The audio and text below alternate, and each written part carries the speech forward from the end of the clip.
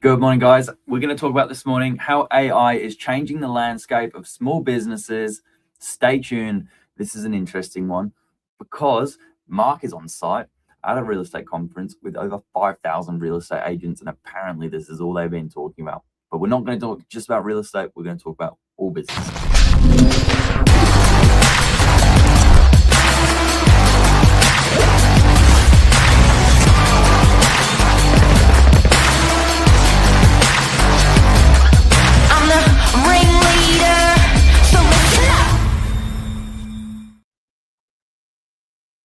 Welcome. Good morning. Hi. How are you? Very good. I was just saying, apparently in the landscape of 5,000 real estate agents meeting for a conference, this is what they're talking about. Well, you know what? I love hearing what's happening on stage, but I love even more hearing what's happening backstage. When we're talking in the crowds as an industry amongst each other, and the conversations that are out there different from year to year. And this year's been a lot of tech talk. Yeah, right. So you're at the real estate conference called ARIC, and it predominantly, gathers real estate agents to speak about real estate. But it's interesting. You do get like prop tech firms popping up and all different people in the outside hall with their business, and a lot of that. And captains of industry, like people that are they're across their industries and they're the best in their business. And I thought there'd be a lot more political talk, like about budgets and negative gearing and and that sort of stuff, but less than what I'd assumed there, and more what I didn't assume, which was conversations with people, was about how they're harnessing technology, like AI and things like that in their businesses. And that sort of I haven't had that in any other year over the last 5 years being here, and I think that's relatable to a lot of people in a lot of businesses. Yeah, interesting. And who's the winners out of this? Are they trying to make it better for the customer experience? Are they trying to make it easier for themselves? Is it more efficiency? Where's the angles?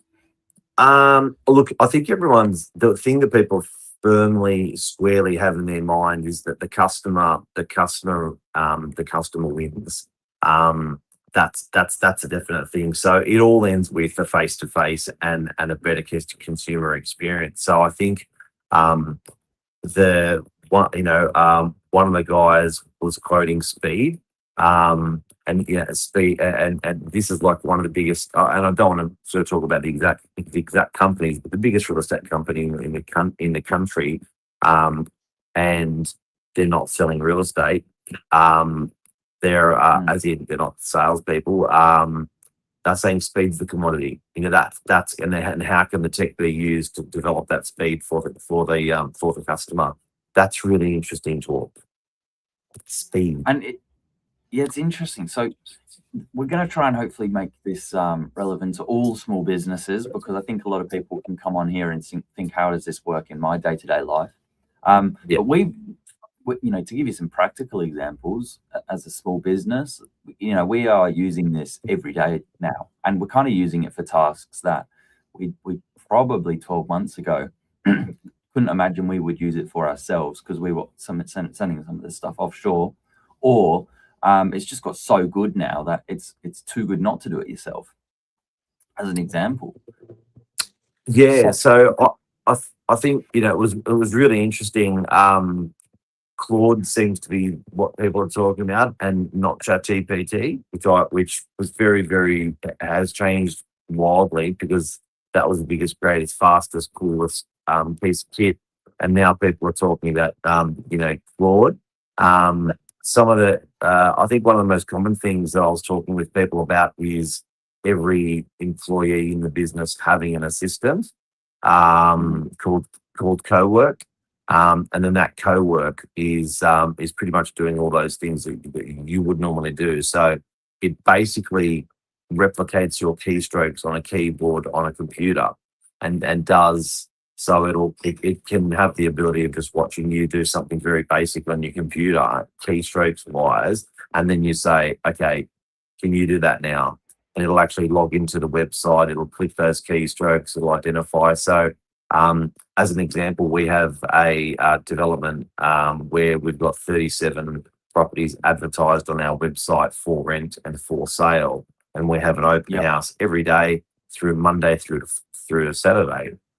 Now, normally a support person, the sales rep or me would go to the sales, would go to support and say, hey, I need you to check that all those times are correct on all of those properties. I don't even know how many properties we've got advertised.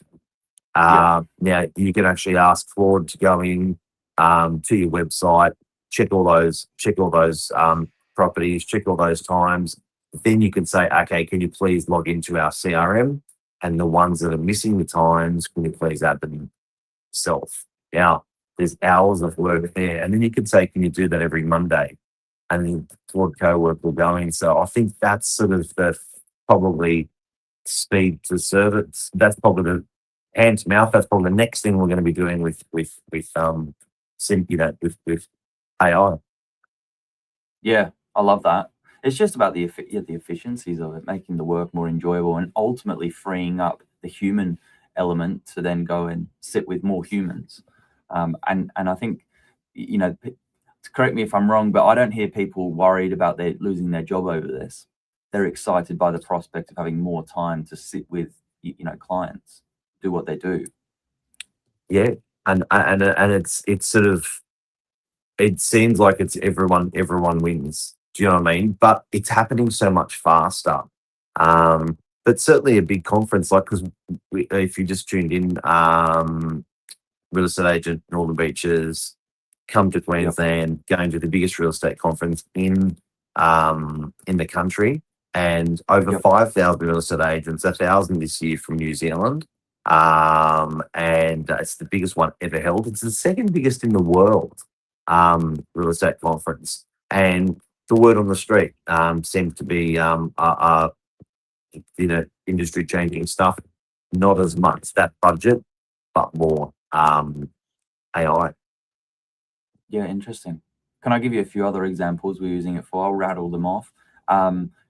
Copywriting, listing automation, marketing creatives, lead nurturing, virtual staging, which is really cool. So you can take an empty room and put some furniture in there. We used to have to send that offshore. Now you can do that for your clients. So it's, as an agent that's using it every day in the business, when we see like a rental listing or a sale listing and it's got empty photos or easily areas you could improve without cost, we're kind of going, oh no, that's such an easy one. You could be doing that for your client. There's loads more there as well, but yeah, there you go. Low hanging fruit. Where's it going to go next? Where's it going to go next? And I think anyone who's not using it, I think there's, and this was a bit of chat with sort of the older guys in the rooms that I was chatting with. I think people that are not using it are really severe, are now starting to feel it because it's just making life now harder, because for the good agents out there, it's making life easier. And then the balance of the residual is it's making life harder. So I think a lot of people these days, like I was looking at my uncle a couple of days ago, and I was with him sort of for back-to-back overnight, 82 years of age, and operating an iPhone and doing selfies and doing videos at 82 years of age. I'm thinking, man, the world's changed. We're really the uptick of this sort of tech stuff that that would have never happened years ago. So I think people are really benefiting from it.